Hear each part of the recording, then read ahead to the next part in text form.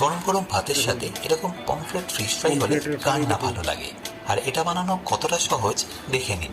তাহলে রেসিপিটা বানানোর জন্য আমি একটা মিক্সিং জারের মধ্যে নিয়ে নিচ্ছি সোক করে রাখা রেড চিলি, তারই সাথে 7-8টা জিঞ্জার স্লাইস, অল্প একটু রসুন, 2 চা চামচ গোটা ধনে, 1.5 চা চামচ গোটা জিরে, আর অবশ্যই স্বাদ মতো নুন।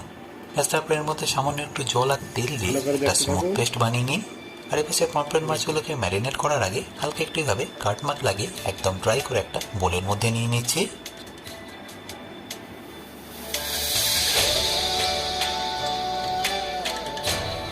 আর তারপর যে পেস্ট রেডি করেছিলাম সেটা এখানে দিয়ে দিন, আর তারই সাথে দিয়ে দিন অল্প একটু লেবুর রসও। আর এটা ভালো করে ম্যারিনেট করা হয়ে গেলে যদি হাতে সময় থাকে তাহলে এটাকে 1 ঘন্টার জন্য রেস্টিংয়ে রেখে দিন। তারপর একটা ফ্রাইং প্যানের মধ্যে নিয়ে নিন অল্প একটু সাদা তেল, আর তারপর মাছগুলোকে আমি একে একের মধ্যে শ্যালো ফ্রাই করে নেবো।